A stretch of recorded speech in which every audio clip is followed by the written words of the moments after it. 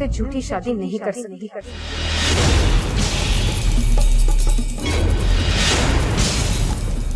आज तक आपके बनाए हुए उसूल पर चलकर 60-70 साल के लोगों को लूटा,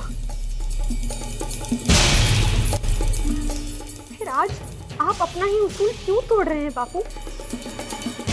क्यों इस भले आदमी को धोखा देना चाहते हैं आप? डायमंड सिंह से बचाकर आप लोगों की मदद की है और आप लोग आज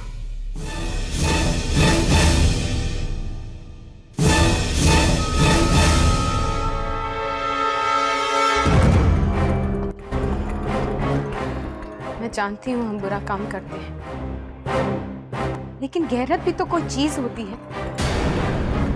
एक इंसान जो अपना महल छोड़कर लोगों में प्यार ढूंढ रहा है, प्यार के नाम पर उसके साथ मैं छल नहीं कर सकती।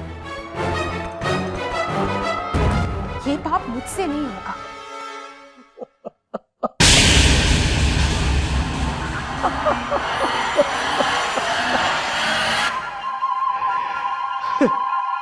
नहीं,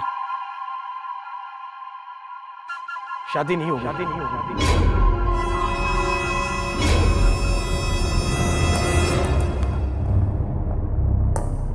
दीदी फाड़ के क्या देख रहा हूं मेरी तरफ? अगर बिल्लो ये काम करने से इनकार कर रही है तो हम क्या कर सकते हैं लुगाई के दीवाने?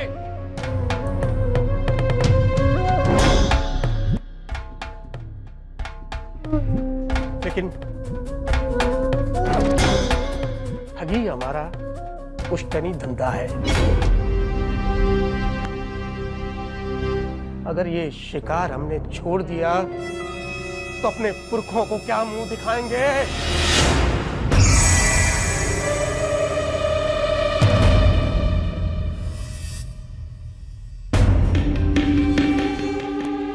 अब प्लान नंबर 2 को गियर में डालना होगा।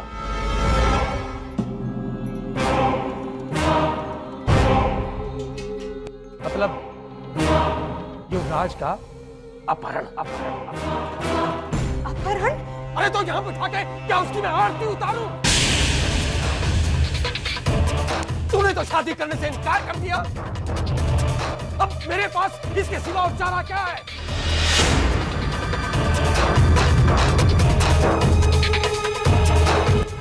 अरे खड़े खड़े मेरा मुंह क्या देख रहे हो? क्या रस्सी लेगा? बांध दे युवराज को।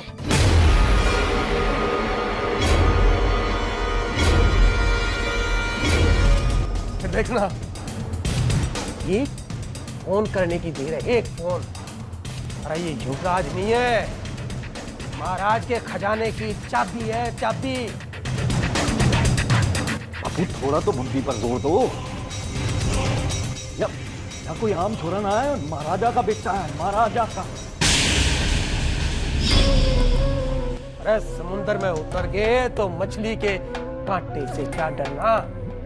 अगर प्लान नंबर 2 भी नहीं चला तो मैंने तीसरा दाव और सोच के रखा हुआ है, समझा?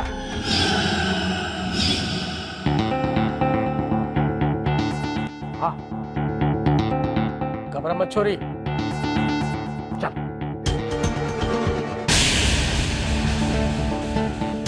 तुझे तीसरा कदम समझाऊंगा और तू अपने राय देगी।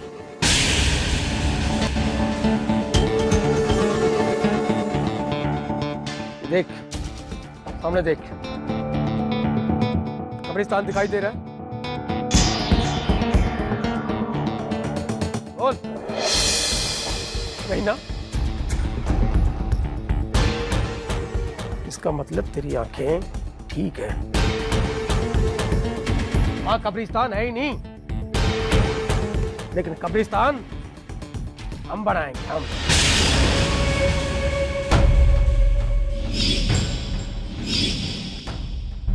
बेटा बाहर जा और 4x6 का गड्ढा खोद। अगर युवराज के बाप ने पैसे देने से इनकार किया या फिर पुलिस ने खबर करने की कोशिश करेगा तो युवराज ने जिंदा गाड़ देना वहां।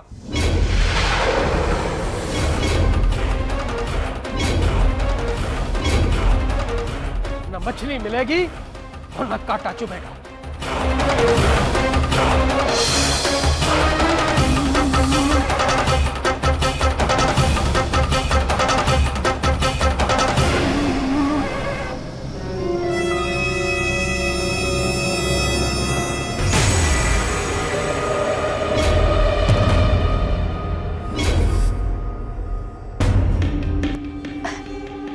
युवराज,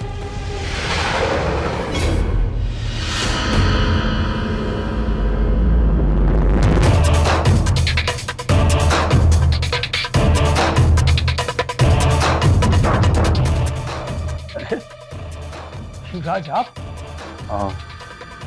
माफ कीजिएगा काका, मुझे नहीं पता था कि आप लोगों की पारिवारिक बात चल रही है।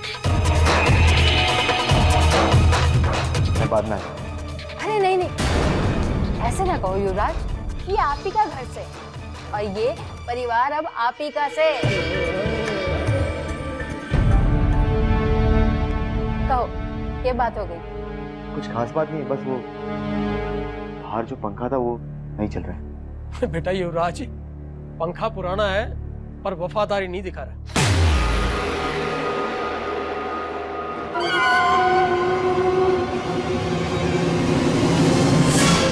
यहाँ की हर चीज बिना ठोके पिट्टे काम नहीं करती।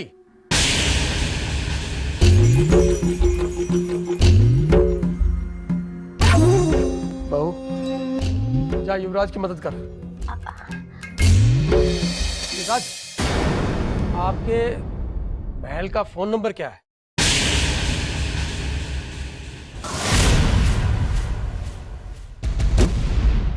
ये कुछ नहीं, आज नहीं तो कल आपके और महाराज के विचार मिलने लगेंगे। तब आप हमें छोड़ के अपने महल, अपने घर, अपने पिताजी के पास चले जाओगे। फिर हमारा क्या होगा? तो हमने सोचा कि भाई आपका फोन नंबर ले लें, जब दिल करेगा तो आपसे बात कर लिया करेंगे। लिख लीजिए।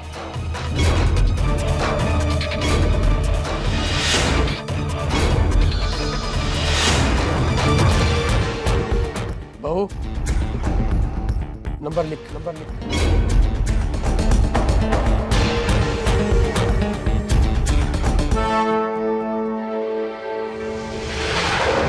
लिखो।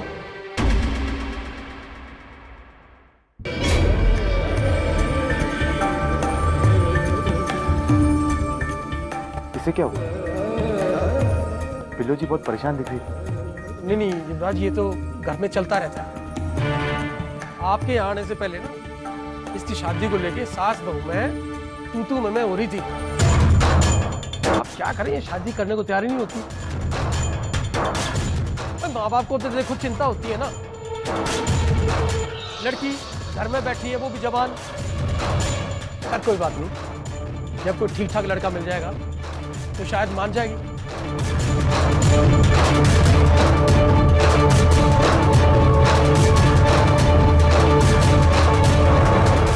चलिए युवराज।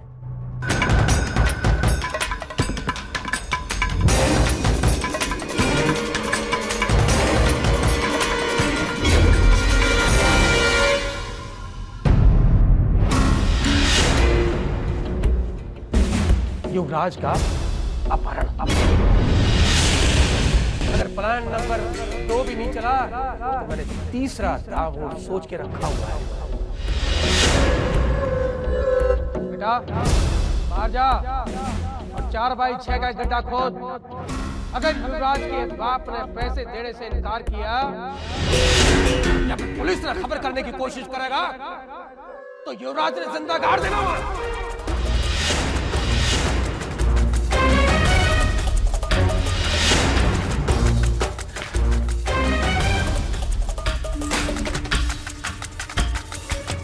चल बेटा, अपना सामान बांध। कहाँ जा रहे हैं हम लोग? हम लोग नहीं, तू जा रही है।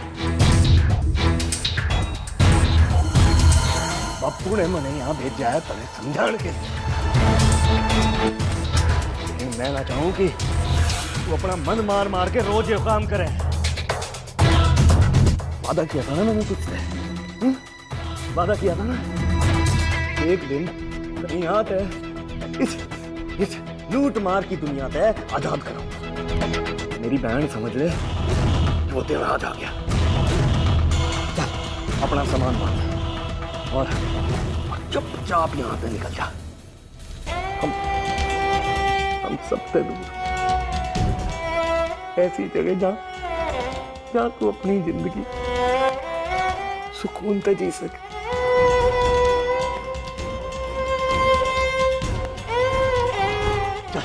जल्दी कर।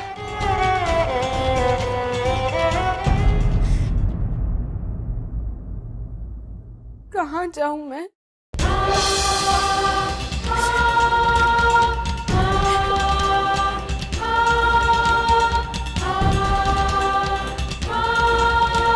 बचपन में मेरे माँ बाबा खो गए।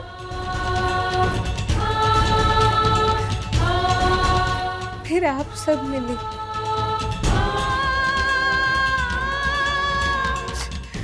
मुझे पाला, रहने को छत दी, रोटी दी।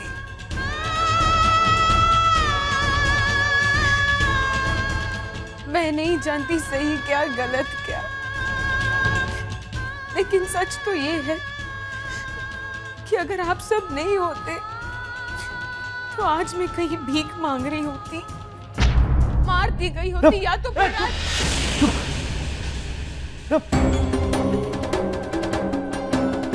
कितने ब्याह किए तुमने? कितने ब्याह किए इन लोगों के लिए? अरे चुका दिया इनका एहसान तूने, चुका दिया।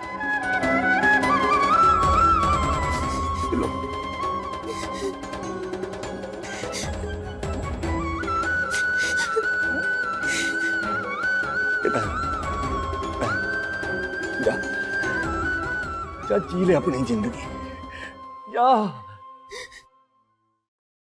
कहाँ जाऊं भैया?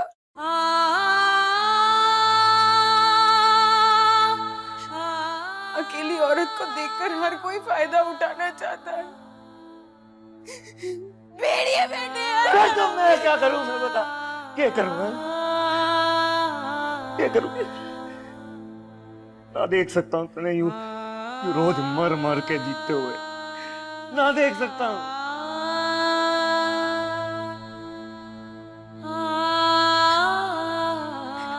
लेकिन कोई तो ऐसा रास्ता होगा ना जिससे मेरा पूरा परिवार, हम सब इस लूट मार भरी नर्क की जिंदगी से बाहर निकल सके। ये भाग दौड़ छोड़कर एक खुशहाल जिंदगी जिए।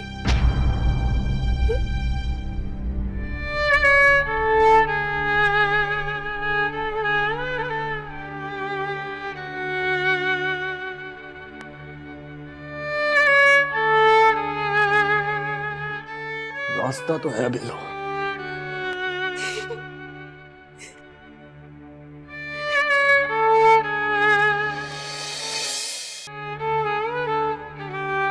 रास्ता तो है।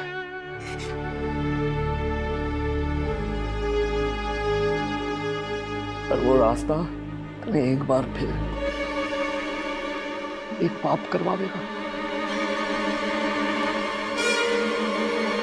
बापू की बात मान ले। सुन राज का सुन, ये तेरा आखिरी ब्याह होगा। मेरा वादा, तेरा भाई का वादा है। सुन, तेरा आखिरी ब्याह होगा, मेरा वादा है।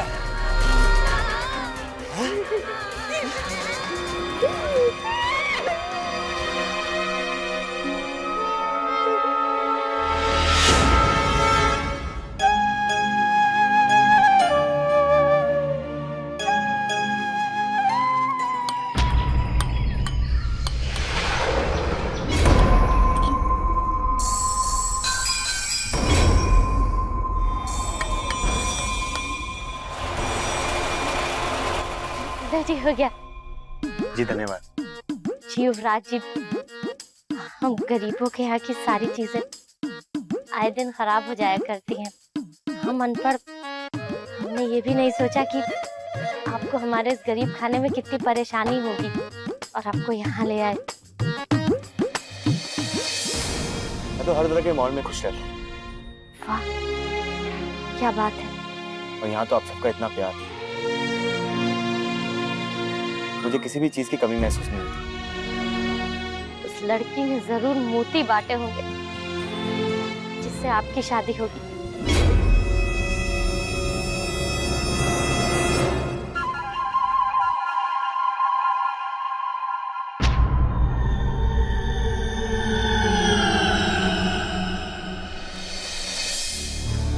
चलती हूँ।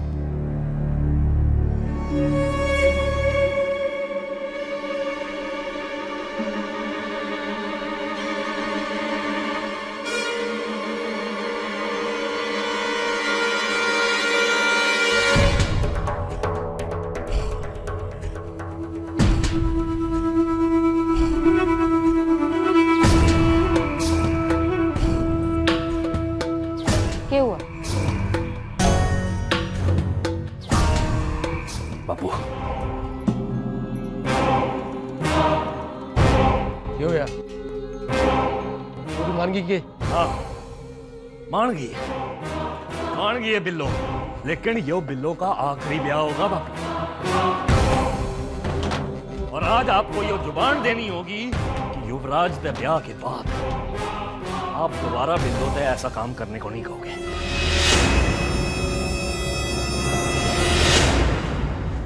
अरे लुगाई के तिमने दिमाग खराब हो गया तेरा। दिमाग खराब नहीं हो गया मेरा।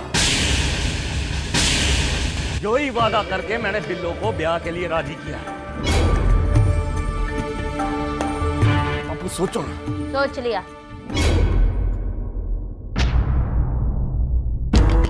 ठीक कहे तू। कुछ नहीं रखा इस जिंदगी में। आज यहाँ भाग, कल वहाँ भाग। बिल्लो ठीक कहे से। चल, मान ली थारी लाडली बहन की बात। तो बिल्लो की आखिरी शादी होगी। दिल्ली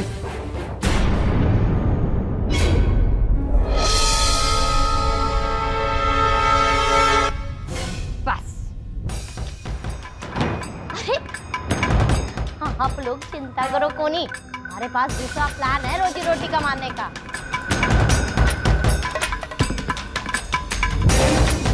अरे अब आप लोग सोच क्या रहे हो? जिस शिकार ने फांसा है उसको तो फंसाओ।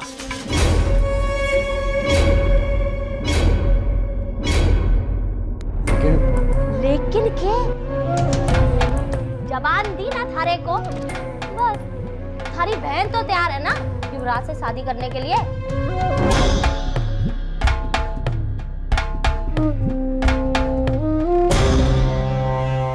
अंग्रेज की माँ, चलने की तैयारी कर। लेकिन जाना था। अरे शिकार को दाना डालने के लिए शिकारी को छिपना पड़ता है और बकरी को आगे आना पड़ता है। नहीं समझे ना? अरे छोरा मामूली छोरा नहीं है, युवराज है। और एक युवराज गरीब घर की लड़की से शादी क्यों करेगा?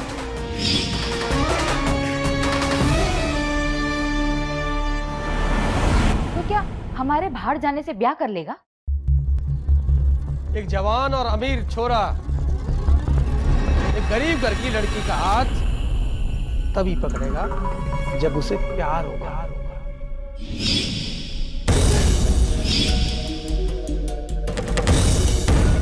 और हम घर से बाहर चले जाएंगे तो दोनों को करीब आने का मौका मिल जाएगा। जैसे ही छोरा करीब आया तो हमारी लुटेरी दुल्हन उसके दिल को यूं लूट ली।